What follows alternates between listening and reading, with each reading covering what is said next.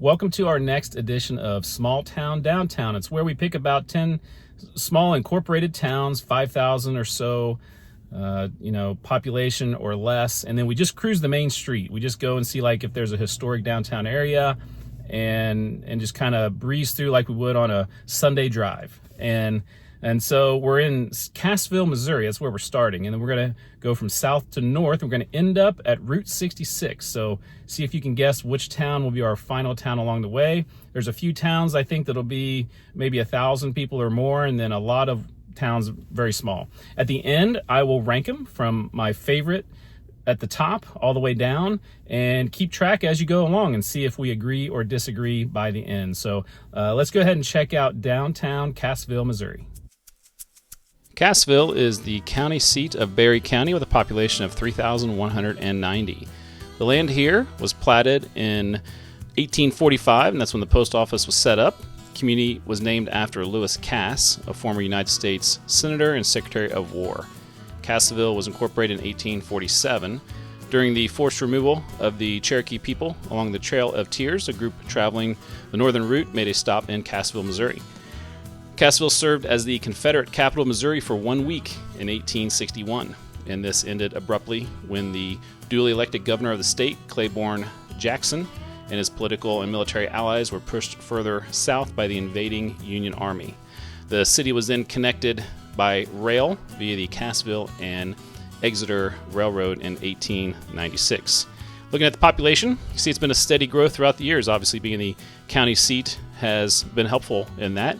It peaked in 2010 at 3,266 and has dropped off just a little bit in the last census.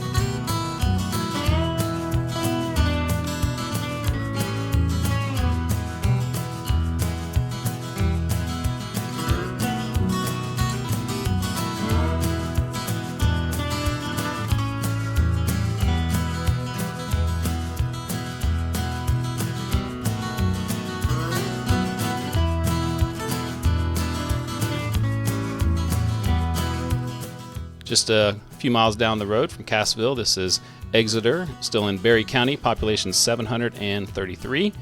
It was platted and the post office was opened in 1880, named after Exeter in Devon, England. The Frisco rail line ran through much of the Ozarks, including Exeter, bringing in tourists on their way to resorts. In 1896, the shortest railway in the country was built to connect Exeter and Cassville 4 miles away. Served as the main way into Cassville during the harsh winters that made many roads impassable. The rail line was named the Cassville and Western Railroad. Because the railway ran only 4 miles one way, it had to rely on steam power to travel uphill back to Exeter. Since Exeter is the highest point in the county, it was able to use gravity to coast back downhill to Cassville. So population obviously smaller than its neighbor there, Cassville, and it peaked as well in 2010 at 772 and dropped slightly in 2020.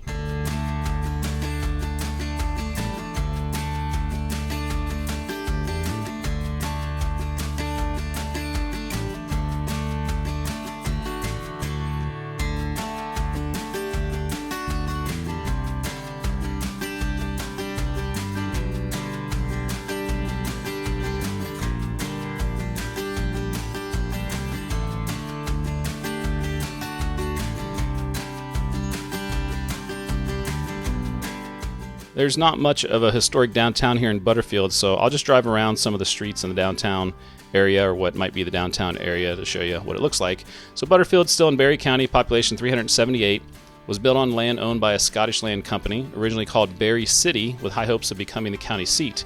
Butterfield was the name finally given to the railroad depot on the Arkansas branch of the St. Louis and San Francisco Railroad, which was built through Berry County in 1881. It's named after Frederick Butterfield, a railroad official. Butterfield Bank was established in the early 1920s and did business with merchants and farmers for a few years. Soon after the opening of the bank, a local farmer drove into town in his 2-horse wagon, stopped his team near the bank, pulled a mask over his face with a toy pistol, proceeded to hold up the bank. He secured a handful of bills, but was caught in a few hours. It's the bank robbery of Butterfield. So population again peaked in 2010 at 470. You can see a gradual increase there, and it dropped almost 100 down to 378 in 2020.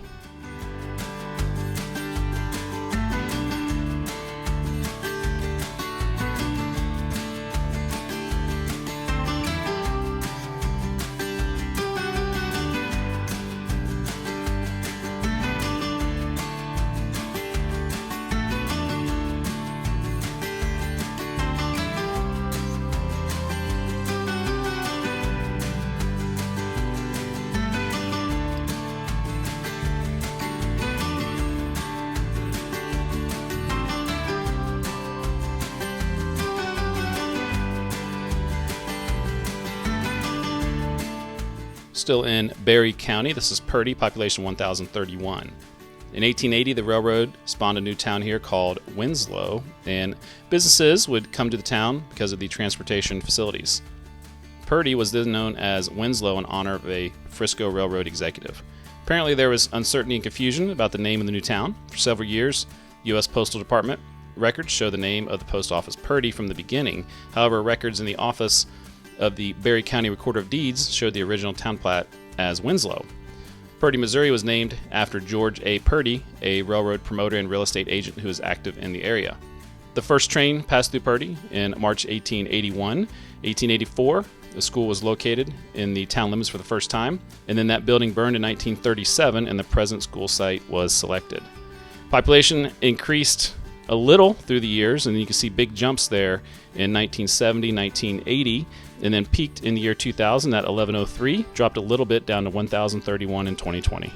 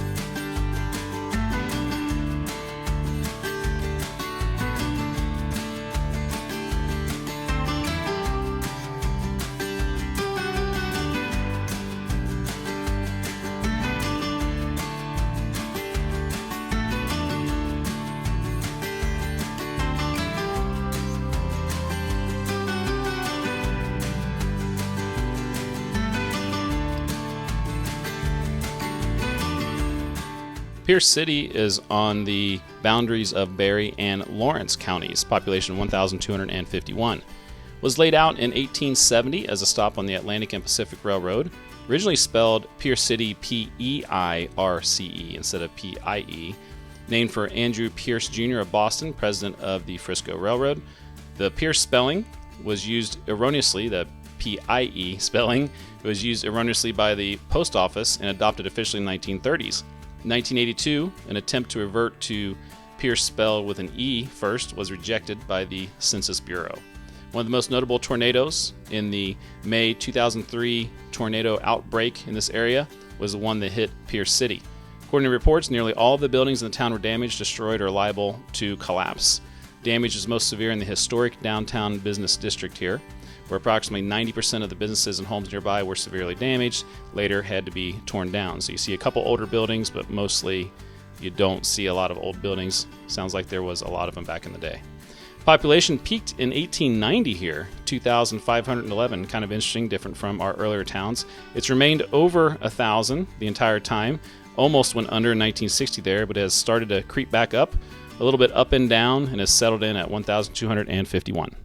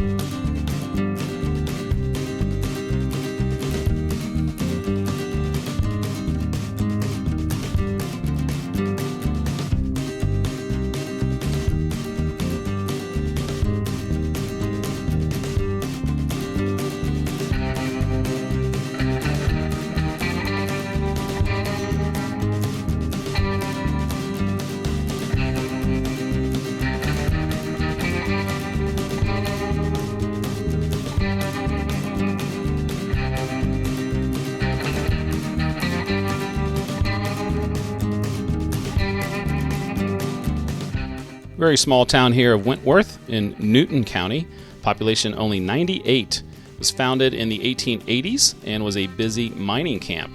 It took its name from Wentworth, North Carolina, the native home of a share of the first settlers. Post office called Wentworth has been in operation since 1890. However, the post office was destroyed by a tornado in 2011. When you look at the population, kind of up and down throughout the early decades, and kind of started really dropping off by 1970, 1980, and the 2020 census of 98, that's the first time it's ever been under 100.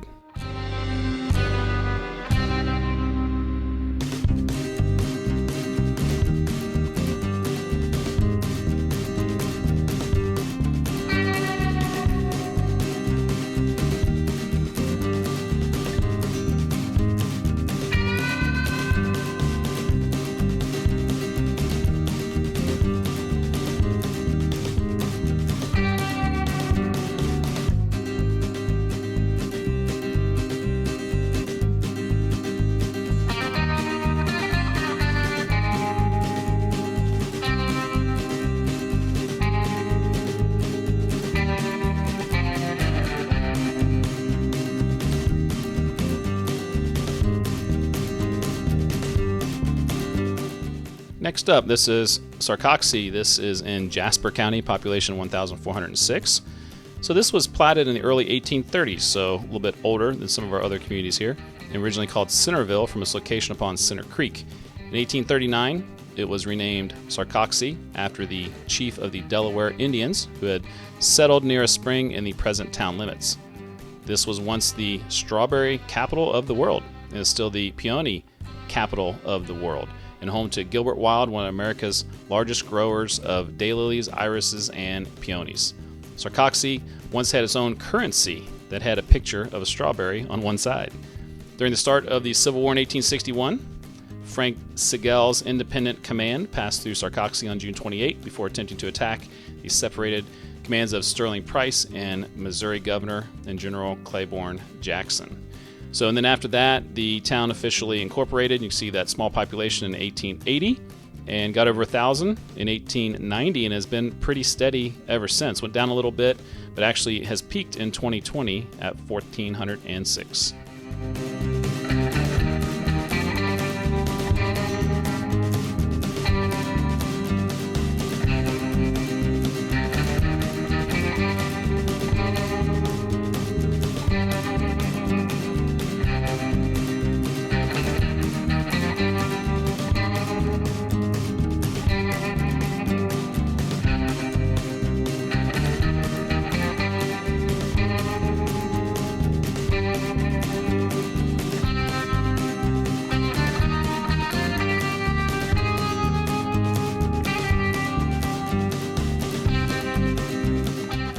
On up to Reeds, and another town where there's not much to see. A couple buildings here.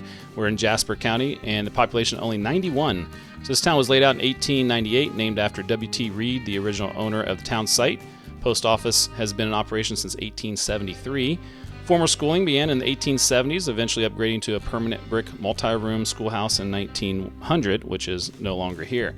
So population was largest at the early days in 1910 at 298. You can see in 1990 it was its smallest 88, so it's crept up just a little bit to 91 today.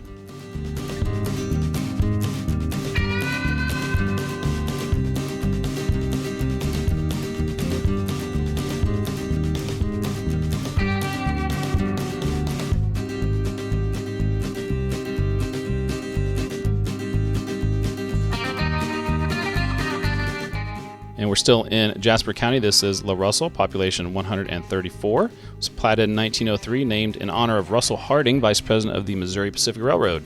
The French law was added to the original name of Russell in order to prevent confusion with another Missouri town named Russellville. Because of this change, the name La Russell appears to be a unique town name in the United States. The city of La Russell expanded as a railroad stop for the Missouri Pacific Railroad in 1905. The La Russell water pump from 1904 dates back to its early beginnings of the town. The water pump supplied water for the village inhabitants who carried it to their homes in buckets for use and was a welcome sight for thirsty travelers and their horses. In later years, for filling automobile radiators in addition to a cold drink. Due to increased accidents, it has also been the center of controversy in modern times as being a safety hazard, though many townspeople have fought against it being removed because it's considered a historical landmark of La Russell. Population-wise, the largest it was in 1910 at 261, dropped all the way to 82 in 1950, has rebounded a little bit up to 134 today.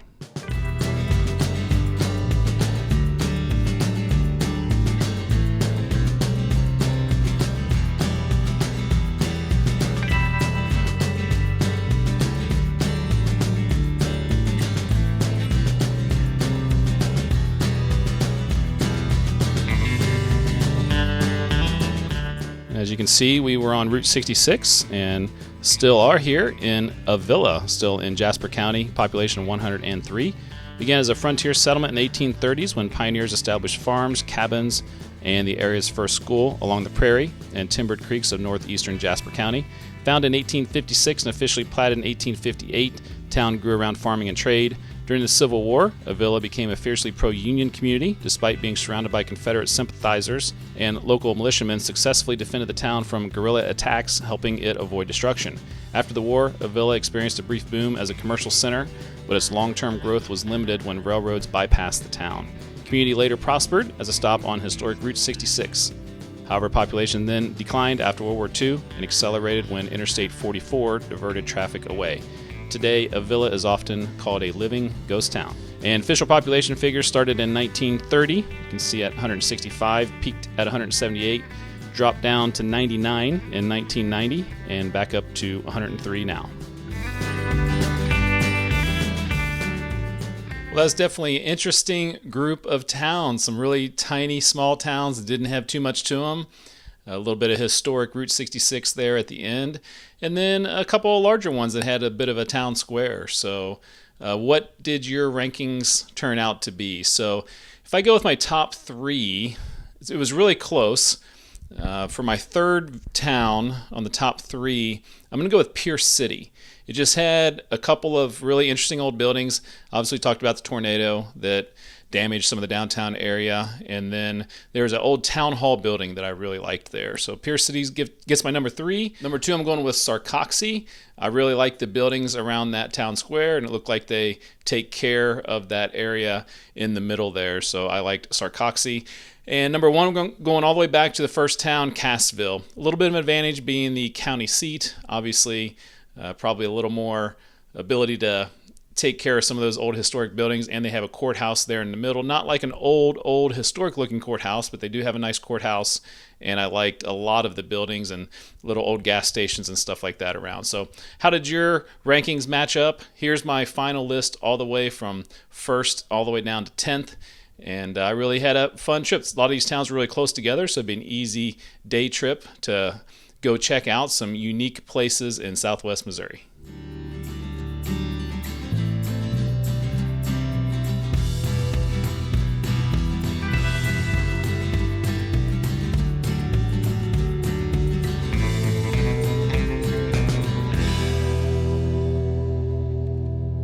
Thanks for making it all the way to the end of that video. And since you're here, let me tell you a little bit more about the extras on the channel. One of the first things you can do is become a member. There are 3 levels of support. There's supporter, producer, and executive producer levels. All 3 have different levels of fun incentives and perks. If you haven't done so, please check out travelwiththewiseguy.com. There are lots of extras on there to explore. One of them is merchandise. We have Travel with the Wise Guy coffee mugs, Death Go Round t-shirts, hoodies, hats, and all sorts of fun things to show your support of this channel. Also on the website is a custom Google map. I've dropped pins in every place I've visited and linked the episode to each location. This seems to be a very popular feature for many of you. Also, sign up for my free newsletter that goes out about once a month. There are all sorts of links and tidbits on this page, old videos, podcasts, and just about everything I can think of I throw on the website. Get all that information on travelwiththewiseguy.com.